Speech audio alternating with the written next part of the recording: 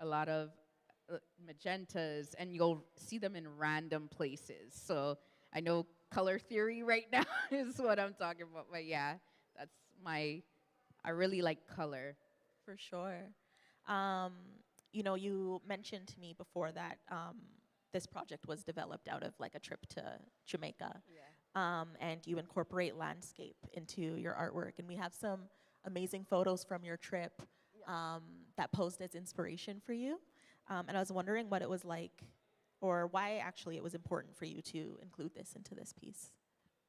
So my trip to Jamaica, I hadn't been to Jamaica since 2010, and when I went back to Jamaica, it was like an accidental trip. So I was supposed to go there to do something else, and the whole thing got rerouted, and I was at a really bad time in my life. And then when I got to Jamaica, I just felt this sense of belonging or just being home.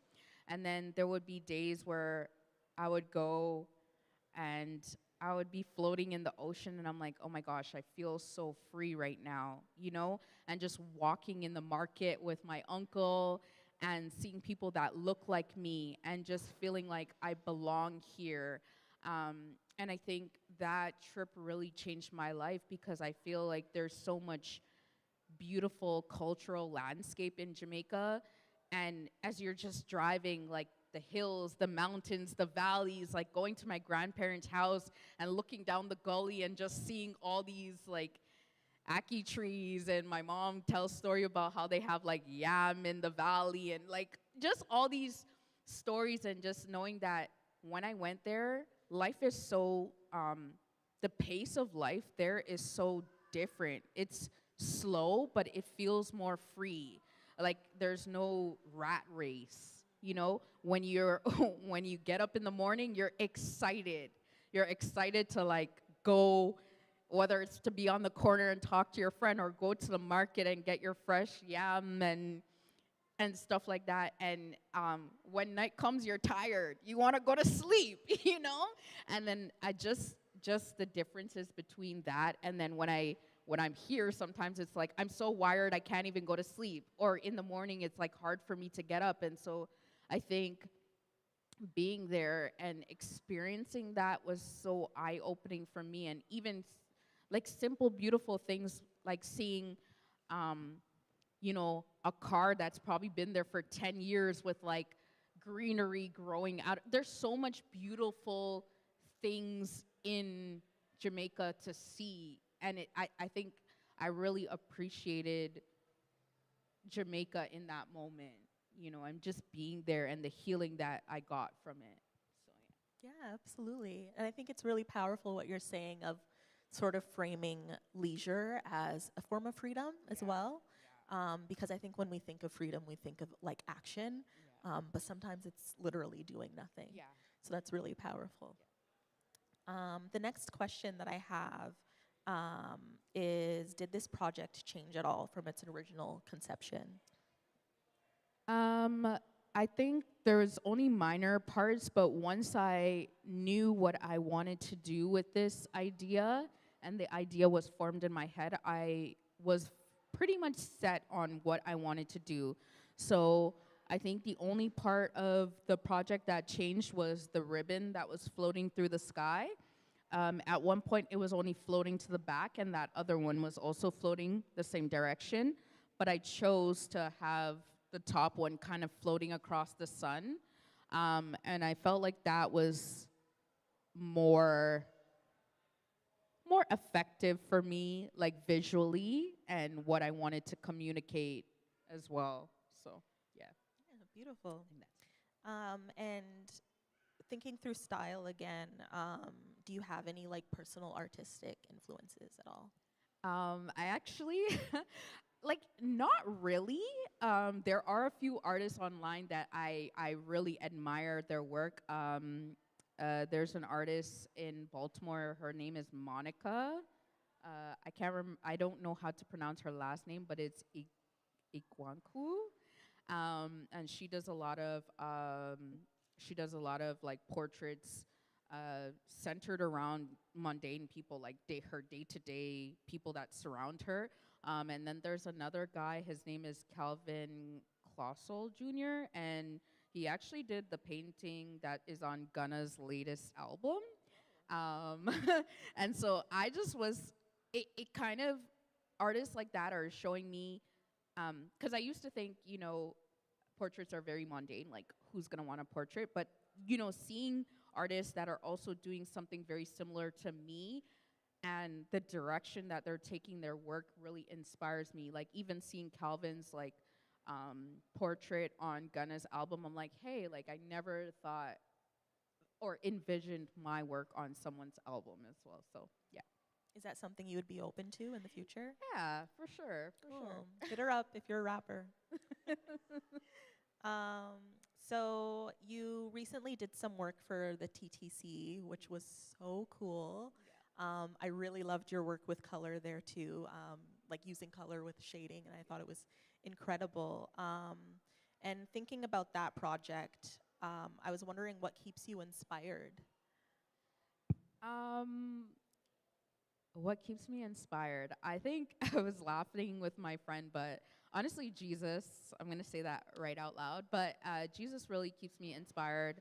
I think also just my day-to-day, like who I'm surrounded by, other, connecting with other artists like Andre, we have a group, that initiative that we're a part of, and just like always staying busy, the ideas and the techniques that you gain from the other artists around you, that just keeps you inspired, like, hey, I'm gonna take this away in my back pocket and use this on my next project, or being able to like converse with other artists and bounce ideas off of them.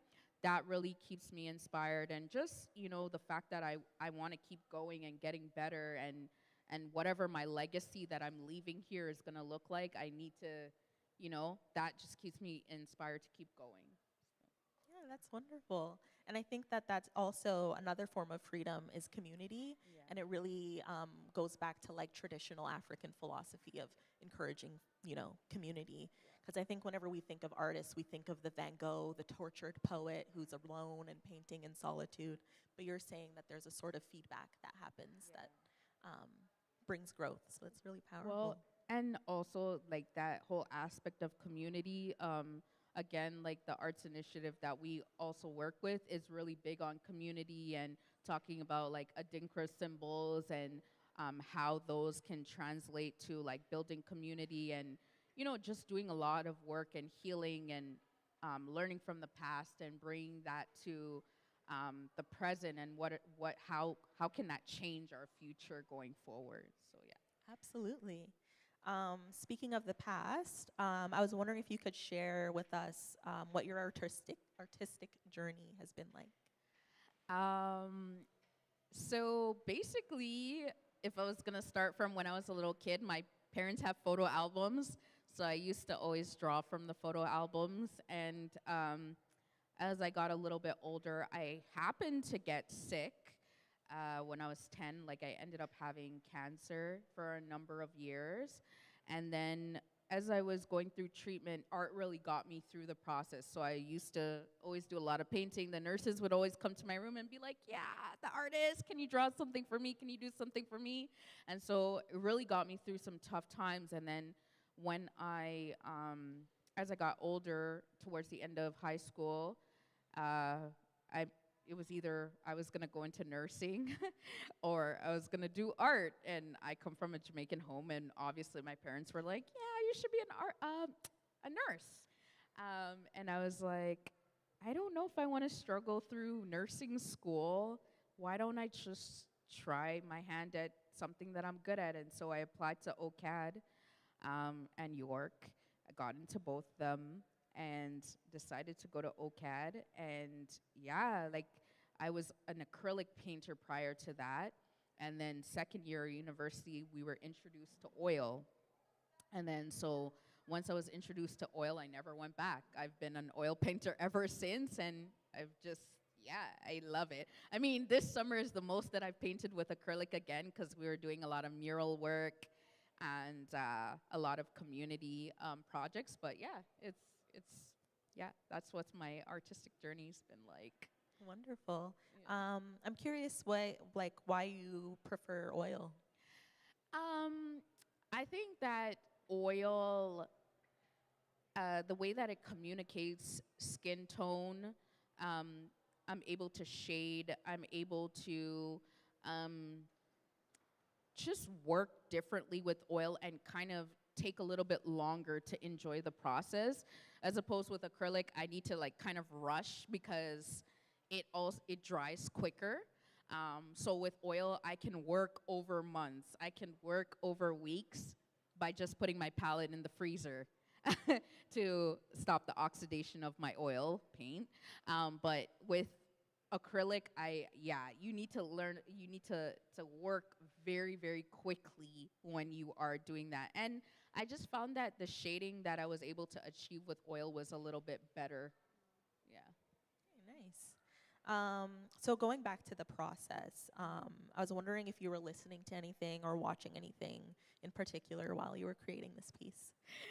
I'm laughing because in a lot of my recordings, you can hear me listening to Crime Junkie because I'm a big true crime fan. But also, I was preparing to go to an Usher concert, so I was ringing up my Usher. I was also listening to Usher a lot in the background. So, yeah, that's what I was listening to while I was doing this painting. Amazing. Yeah. Yeah, I love me some Usher, so I'm with you, girl. He was really good. Yeah. He was really, really good. So my final question for you is, what does it mean to be Black and free to you? I think it just means, you know, feeling free and just free to be yourself, being accepted, being loved, being comfortable with the skin that you're in, you know, being okay to just show the parts of you that you would normally hide. And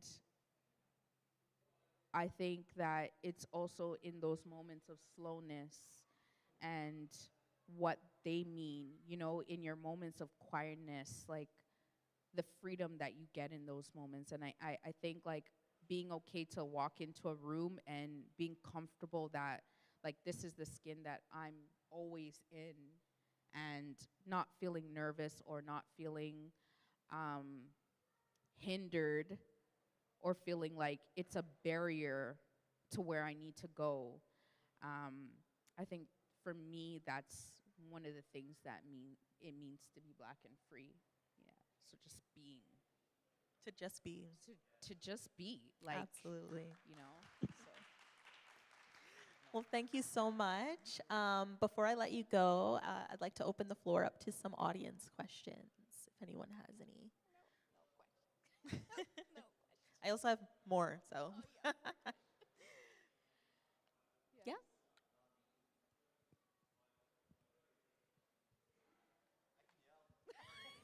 Andre. Screaming. All right, thank you. First of all, the painting is so gorgeous, Samantha. Like, you killed it. Like, amazing. I was curious, the landscape and the person. Do you know the person? No, I do not know the person, but you know how you sometimes do a little scrub on the internet or you're on Pinterest and you're like, this image, like I literally had that image filed away for a little bit actually, and I was like, there's something about this image that is really speaking to me right now, but I don't know when I'm gonna have use for it because I'm not painting any men right now. And then the landscape actually was based off of the pictures from Jamaica and how that cultural landscape. So that was even something last year when I was in Jamaica. I was like, I want to paint something related to the Jamaican landscape, but what am I gonna do? And so initially the Jamaican landscape was that. I should have said that, but that was not a part of this project. Like it was just there was another landscape in the back of this image, and then I was like, you know what, the freedom that I felt in Jamaica, I want to include that also in this painting, and so that's how the background ended up changing as well. Thank you for Gorgeous. that question. Thank you. Thank you. Hi. You mentioned earlier that you had done some murals over the summer. Can you touch on those? Are they more like leaning more towards black and free? Like what kind of inspiration or pieces did you end up doing?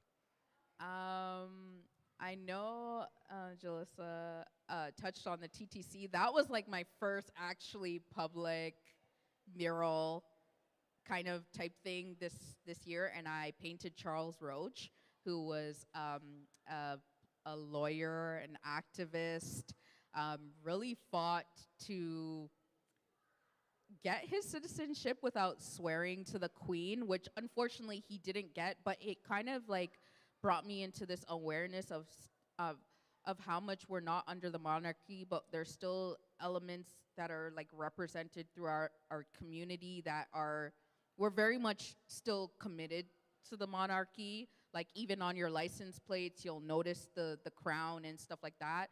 And so that was like my first eye-opening experience of like a public artwork. But then also we did some work for Northcrest, which we just launched. Andre also helped with that project as well. But we did a mural at Downsview Airport that was around the people of the Downsview land.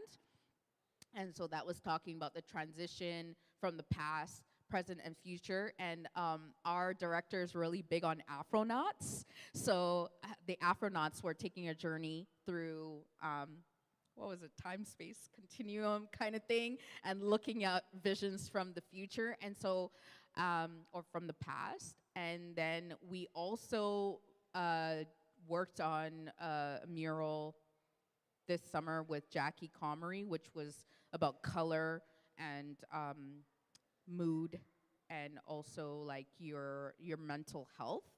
And then I also worked on some work this summer in the Jane and Finch community.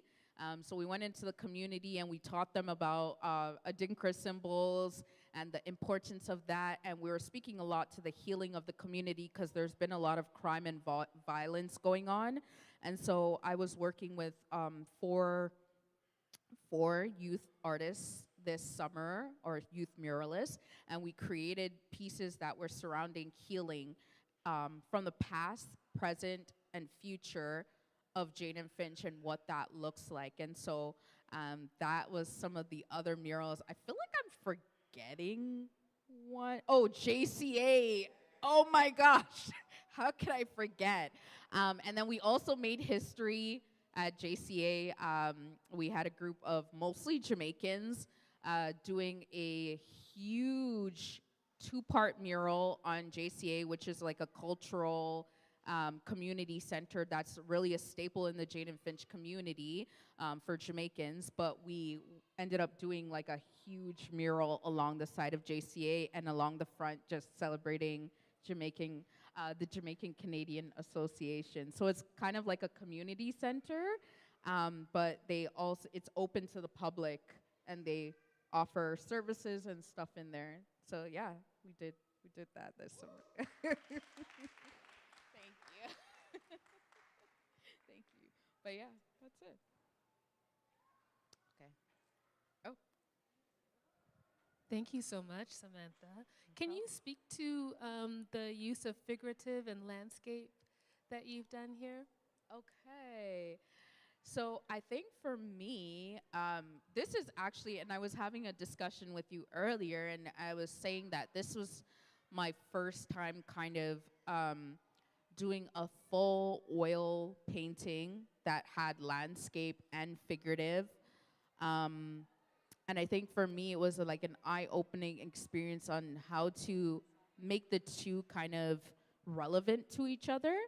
Because sometimes it's like landscape in its own right is, it's like a separate thing, and then figure also separate. So I think one of the big things for me was how to make this tie together and more meaningful. And I think when I went to Jamaica, I really did want to show the importance of that part of me and how I felt free in Jamaica, and I felt like this was the appropriate image to really impart this on, because it's almost like I can see myself in that, as that figure of just being free.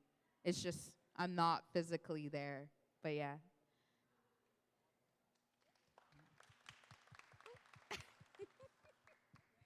So, Oh, sorry. yeah. I have a question. First, a comment. I'm very proud of you, Samantha. Knowing Thank you from when you're a little girl and seeing like how your art has evolved over the years. It's so amazing to see. I do have a question about the piece. So I noticed like the colors is very vibrant where the gentleman is, and like the pieces of the background, I guess that's like around the dancing. But in his ear and around his mouth, there's still the grayscale. I just want to know, I'm coming up with theories in my head behind that, but do you know, like, was that intentional?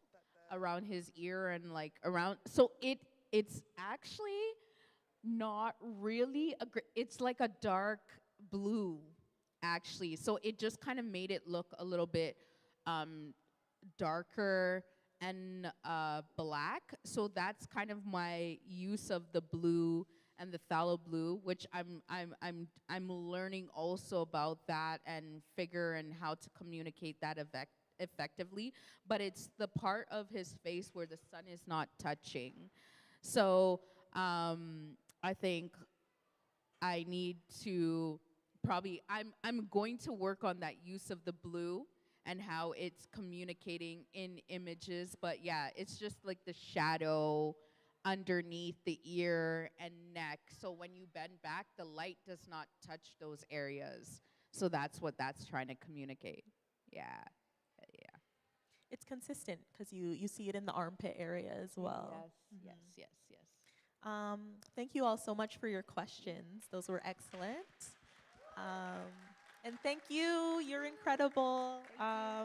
Such beautiful work. You deserve this applause. Before we go, did you want to shout yourself out in your social media? If people can contact you, especially if they need an album cover. Yes. So you can find me at Samantha Dennis, 2 N's, 2 I's. My website is the same, samanthadennis.com. And if you need to email me, samanthadennis, 2 N's, 2 I's @gmail.com. Wonderful. Thank you so much. Thank you. And we'll take a short break and we'll be back at noon.